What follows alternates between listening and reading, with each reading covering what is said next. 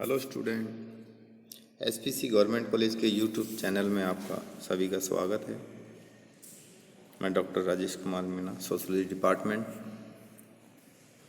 आज का जो अपना टॉपिक है विषमता की विशेषताएं। इससे पूर्व मैंने विषमता की अवधारणा को स्पष्ट किया था।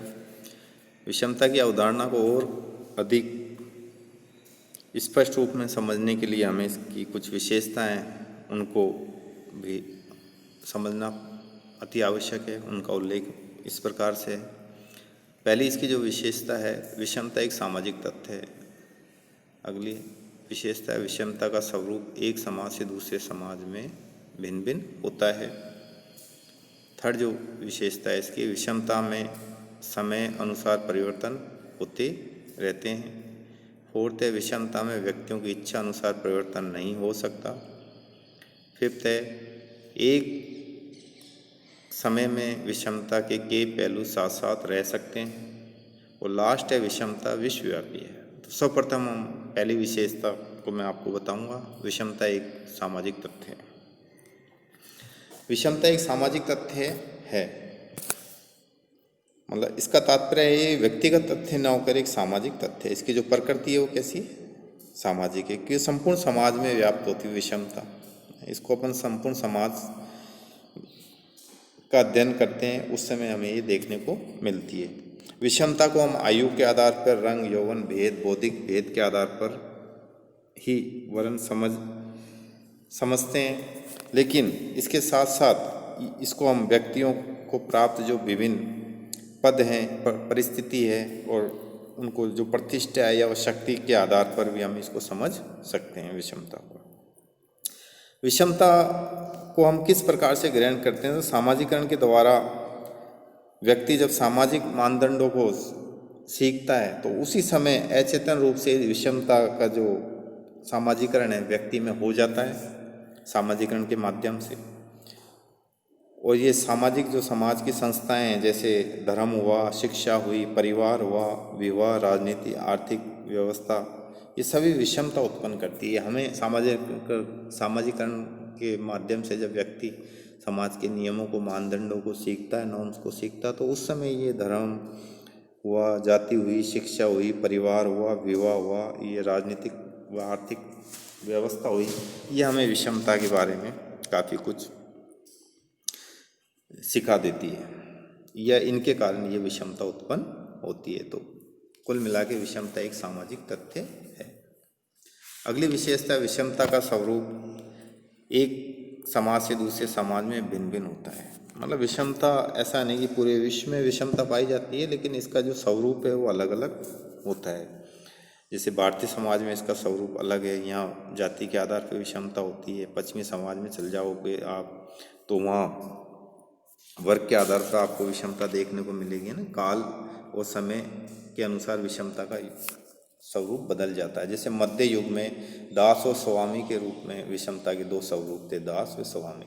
अफ्रीकी और अमेरिकी देशों में चल जाओगे तो आप प्रजाति भेद भाव के आधार पर विषमता देखने को मिलती है। और भारत में जाति के आधार पर आपको विषमता देखने को मिलती है। पहले वर्ण व्यवस्था के आधार पर विषमता देखने को मिलती है। तो पूरे विश्व के अलग अलग समाजों में विषमता के स्वरूप भिन्न भिन्न होता है।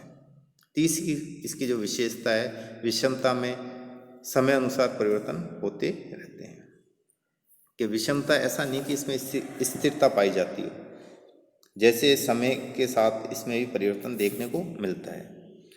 जैसे आप भारतीय समाज का उदाहरण देखें तो पहले यहाँ विषमता जो अपना ट्रेडिशनल सोसाइटी था, जिस समय वर्ण व्यवस्था थी, तो वर्ण के रूप में थी।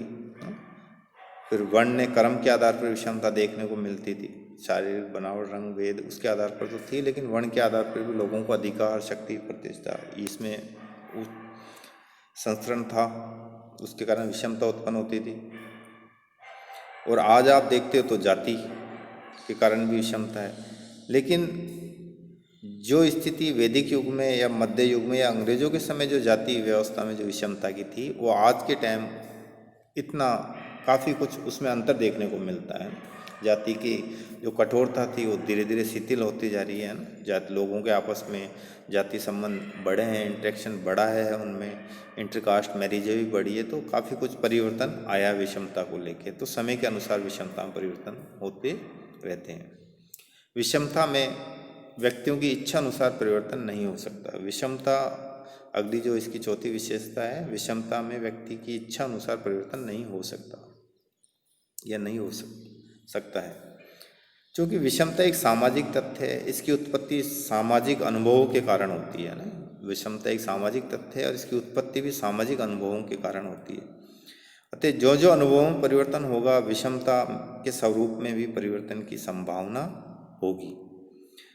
विषमता की संरचना में माने व्यक्तिगत निश्चयों से प्रभावकारी परिवर्तन नहीं ला जा सकता। मतलब कि विषमता है, उसकी अगर संरचना बदलेगी तो व्यक्तिगत आधार पर नहीं बदल के सामाजिक आधार पर विषमता के स्वरूप में परिवर्तन देखने को मिलता है।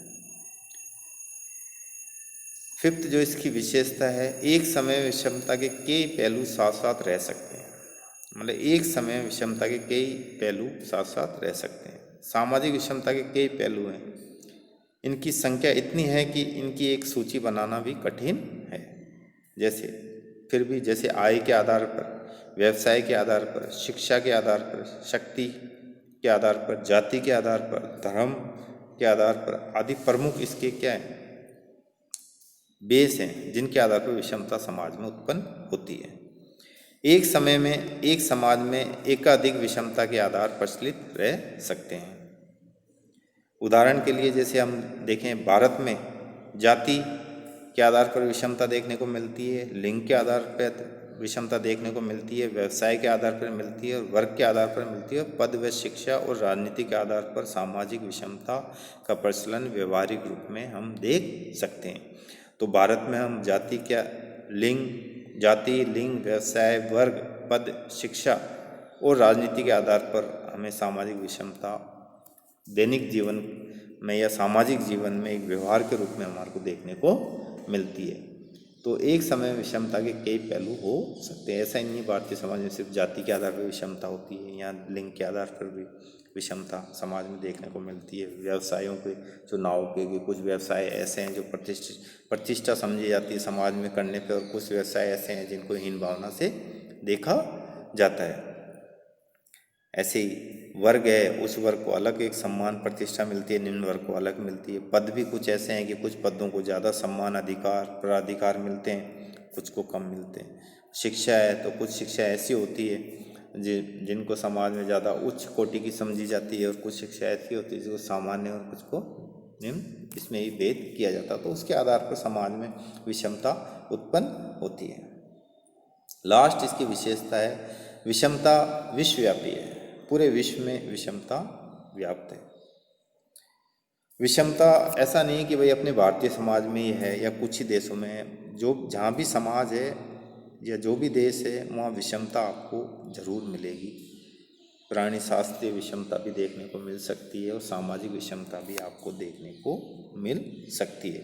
इसके स्वरूप अलग अलग होते हैं, है ना। जैसे प्राचीन काल में मार्क्स का मत था कि प्राचीन समय में, आदिकालीन में वर्गहीन समाज व्यवस्था थी। मतलब मार्क्स ये मानते हैं कि प्राचीन जो समय था, उस समय जो समाज वर्ल्ड का, उसमें वर्गहीन वर्ग व्यवस्था थी, और आने वाली व्यवस्था समाजवादी या साम्यवादी वर्गहीन समाज के रूप में होगी। मतलब कहने का मतलब है कि कोई ऐसा समाज नहीं हो सकता है कि जहाँ विषमता व्याप्त नहीं हो। किंतु मार्क्स की कल्पना सही सिद्ध नहीं होती कि आने वाला टाइम अभी वर्गहीन होगा या नहीं होगा।